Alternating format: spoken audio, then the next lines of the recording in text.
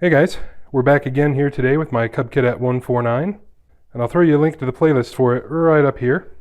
And the reason we're here today is we are going to finally get the new tires mounted up. I made a video last year where I said, wheel bearings and new tires, and all I really did was show you the new tires. Well, the time has come. It's just to kind of check out the condition of the wheel bearings.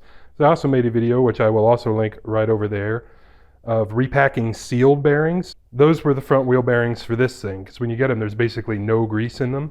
So I think we've got 2 years on one side and 1 year of use on the other side. So I thought it might be cool just to check them out and see how they're holding up. Plus, I kind of want to take those bearings out of the wheels before we take these down to the tire store, because I don't know if the tire machine needs to go through the hub of the wheels or not, and I don't want them to screw up the bearings.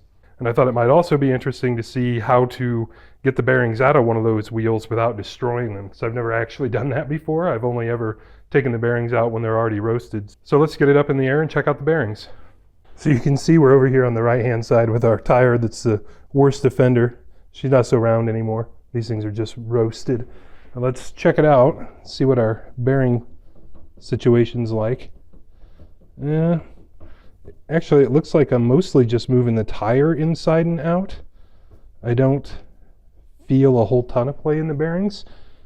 I don't think they're awesome. Certainly not the worst I've ever seen. Let's get that wheel off and we'll see about getting them out, and then we'll see how they feel in our hands. Now we are over on what would be the driver's side. And these feel a little bit better. What's weird is I think these are the ones we did not replace last year. But again, I think it's just mostly moving in and out on the hub.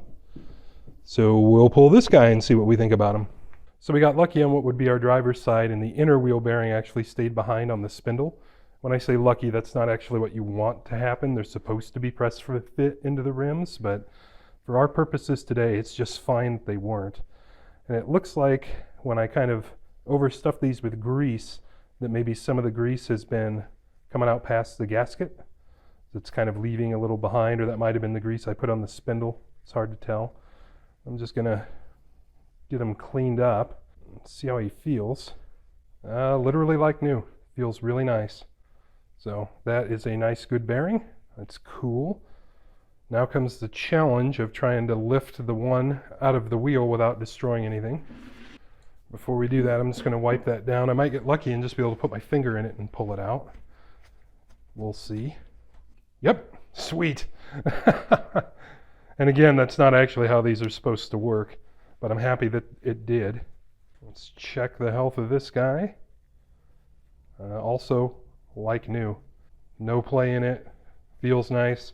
So I'd say our extra greasing routine is working out good for us. On the passenger side, our inner wheel bearing stayed behind on the spindle. Is not how this is supposed to work, but I will take it, because for our uses, we wanted them to come out easily. And it looks like there's maybe a bunch of grease or something leaking out of these, or it could just be grease from the spindle. Hard to say. Get them cleaned up. That guy feels really nice too. Maybe not quite as tight as the other side, but certainly still a good bearing, no noise, no rough spots. And this is now what would be our passenger side wheel. Same story. Let's clean some of the crap off. I can see this bearing actually spinning in the wheel a little bit. So I think we will probably be able to just put a finger in it and lift it right out of there too. Yep. So I really don't know if I've got much of a video on my hands here.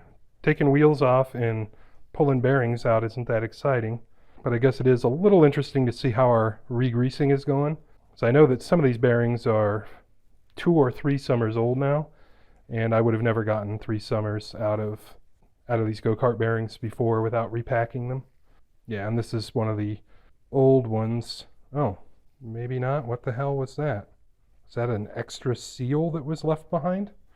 Yeah, the seal from one of the old wheel bearings must have been hanging out back there, and I just never saw it, I guess.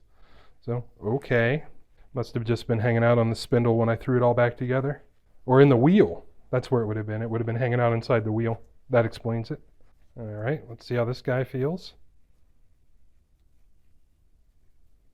This guy's starting to get a little crunchy, and he's starting to get a little motion in him.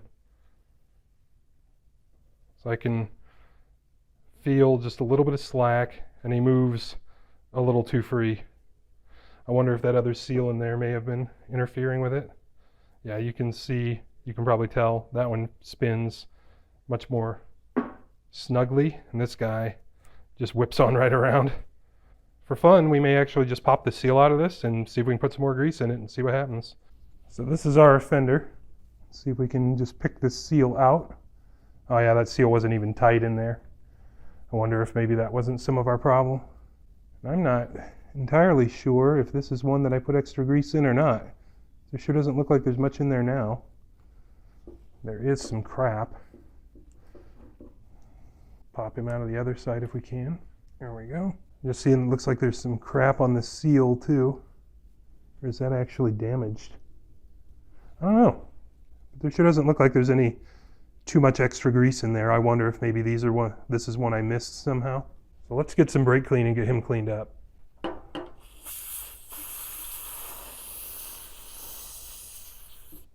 Now that I've got the old grease out of it, this thing's actually pretty chunky. It actually doesn't want to roll. Like right there, it actually locks. So there's some crap in it.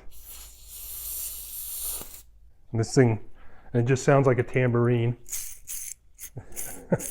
That's none too good. And it's still kind of wanting to lock up on me. It's got a tight spot in it. So this bearing's not long for the world. However, it's out. It's cleaned up as well as we're going to clean it up. And I've got grease sitting here. So let's put some grease in it. I think we may tear the seals out of this other one that came out of this side too, just to see if that's one I put grease in or not. Because this is sort of an experiment to see if that's worth doing. I would say so far, yes, because getting 3 years out of them is not normal. But if I didn't really get 3 years out of this one, because I didn't grease it, let's just pop one of these seals and see if it appears to be one that I've greased. There we go. Yep, you can see that this other one I just forgot to grease, because this guy here that's still good is just completely packed full. Cool. So that's why this other bearing failed, is I had forgotten to grease it. Whereas this little buddy over here is in perfect condition. So, okay, that I would say is a pretty conclusive result that it's worth our time to repack these when we put them in the tractor, because that guy is junk. But we'll put some grease in him anyway and send him back for another spin, because you just never know. Grease is cheap. Give her a little roll. That still feels kind of crunchy. I think we might just be wasting our time here, but why not? Yeah, I can feel it's got a tight spot in it where it's got a chunk of dirt or whatever in it. This bearing's probably not going to live long, but it'll live longer now with some grease in it than with none. And it'll be kind of a fun experiment just to see what happens. Okay, so we're going to put those guys back together. I think I am going to pop the seals off the other two just to see if I just missed one. The way the others feel, I'm betting yes. Actually, I can see green grease in there when I push the seal. So I know that's one I got. Give it one more chance. There we go. Yep. Full of green grease. And until a minute ago, that's what was in my grease gun. I just ran it out a minute ago. So I know that's one I got a couple summers back. So the ones I packed in that video are just spares, so they're just hanging out. And yep, that guy's packed too. Green grease. So the reason that one is feeling crappy and failed is because we didn't add extra grease to it, like I told you we should. So cool, we at least know that the method works and that it's worth the time, because this guy here, yeah, this guy's going to fail us soon. These other three are feeling great. So it looks like we are going to accidentally get a video out of this, because I had no idea that I'd forgotten to re-grease one of these guys. And it is interesting to see just how bad this thing is when compared to the other three. So these three are like new. They're the ones we greased, and this is our guy that's probably going to fail us midsummer. We'll have to just keep an eye out on that wheel. And we'll put these all back where they came from, except I'll put this bad one on the outside of the wheel. So if I have to change it in an emergency in the middle of mowing, I can just buzz the screw off quick and take care of it. So now our next stop is a tire store. This thing looks hilarious sitting down on the ground like that. It looks like a beached whale. It's got about a 30-degree rake in it. And just like that, we're back from the tire store with our new shoes mounted up. I don't know what they did to these things, but they're all covered in like sand and dirt and crap. And there's like a whole bunch down here in the hub. And you guys know I like to keep the spindles themselves greased up, so we need to get these hub holes clean too. This one's not quite as bad. So, I don't know. There's some kind of like mung, tire mounting mung. We'll get all that crap cleaned up. And actually, I just got some of that mung off. And this stuff, I think, might be like RTV. It's like rubber and sticky. or whatever they put on it is actually breaking down the tire. I hope that's not the case. It almost looks like they put like RTV down around the bead because the stuff's like rubbery and gooey, which is a little weird. On the plus side, they said they, just looking at the wheels, they're like, yeah, we're probably gonna have to put tubes in those tires to get them to seal. It's like, yeah, I understand, man. These are, you know, it's an almost 50-year-old tractor. And they didn't. So I did not have to spend like 20 something dollars on tubes. So that's cool. Anyway, we'll continue to get them cleaned up. And this is actually the spot over here that made me think it was RTV, because this is like, I thought it was like grease or something on the wheel, but as soon as I started trying to rub it, it just rubbed into the, you know, the rusty surface here, and now it's there forever, just exactly like RTV would be. So I don't know. As long as they don't leak and they last a long time, I don't really care. So I've got everything all cleaned up, cleaned out my hub holes nicely. This is our questionable bearing. I'm going to put it on the outside of this guy. And by the way, if you were wondering, this is exactly why I didn't like paint these wheels and everything, is because these are, you know, approaching no longer being good. Because our bearings shouldn't just slip right in like that. Take our other guy. Boop. Ready to go. We're going to put him right back where he came from, at least in terms of bearings, right on the right front or passenger side. We're going to do a similar thing with our buddy here. See if it just, yep, drops right in, which is, again, not desired.